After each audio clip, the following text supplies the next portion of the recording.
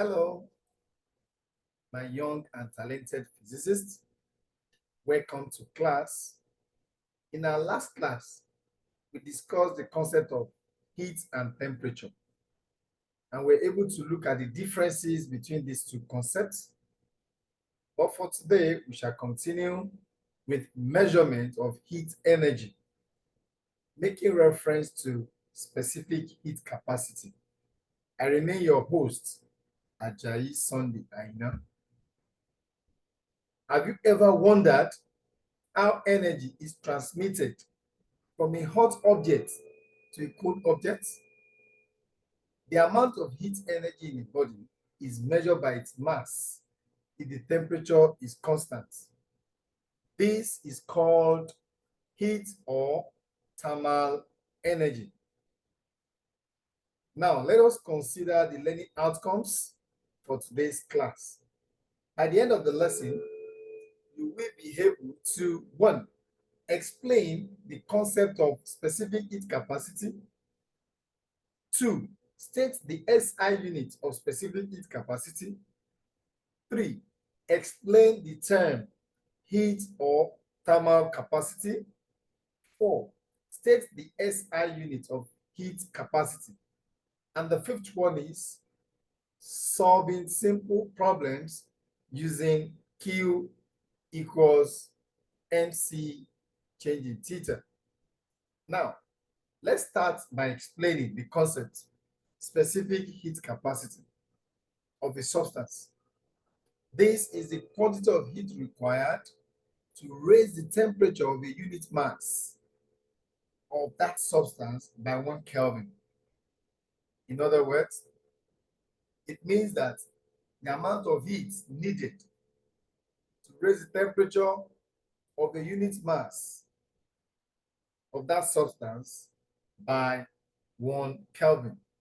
From that definition, you discover that specific heat capacity is denoted by small letter c, which is equal to Q divided by mass times theta.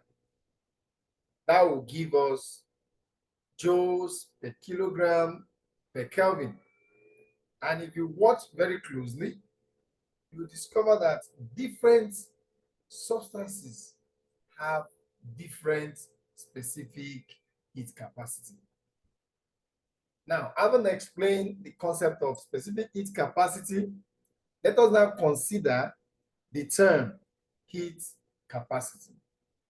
Heat capacity is denoted by capital letter C, and it is defined as the quantity of heat required to raise the temperature of that substance by 1 Kelvin or by 1 degree Celsius.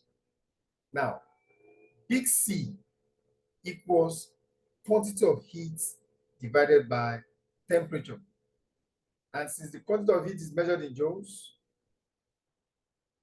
the SI unit of heat capacity is joules per Kelvin.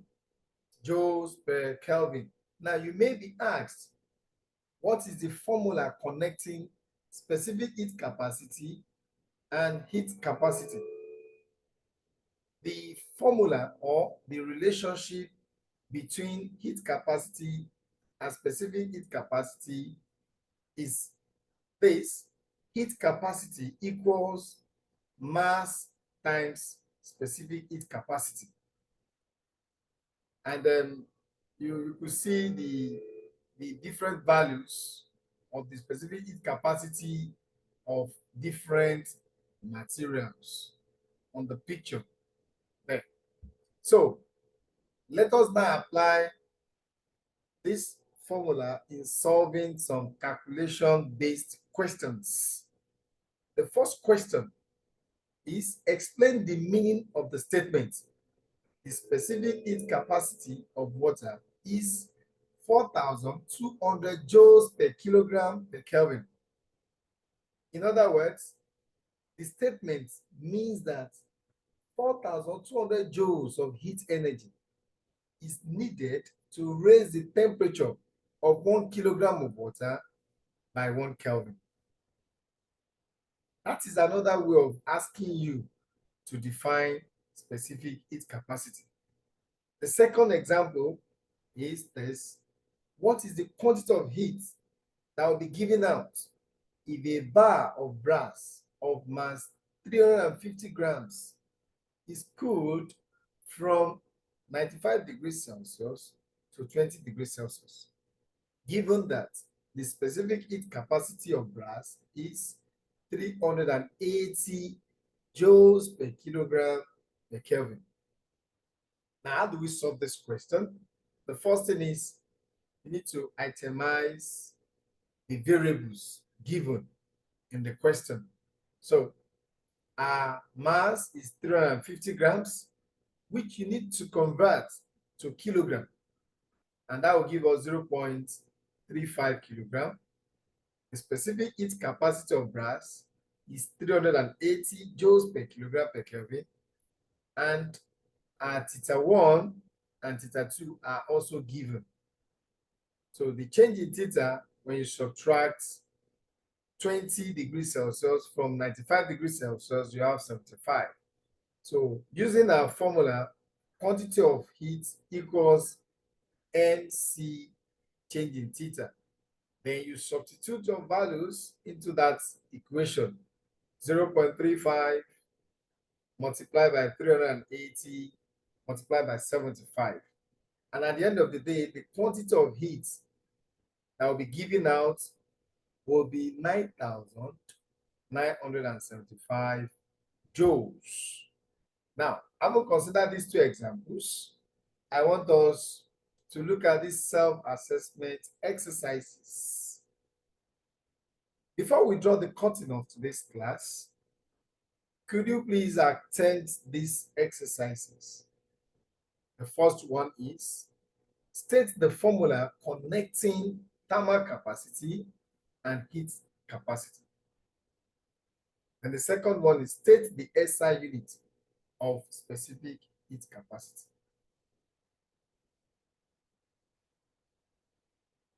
In conclusion, having considered how heat energy is needed to raise or to change the temperature of a unit mass of a substance by 1 Kelvin, you need to be aware that heat content of a body depends on the mass of that substance, rise in temperature of that substance, and the nature of that substance. I want to believe that you must have gained one or two information from our lesson for today. I want to urge you to keep a date with me in our next class. Thank you and stay focused. Bye. I remain your host, Ajayi Sunday. I know.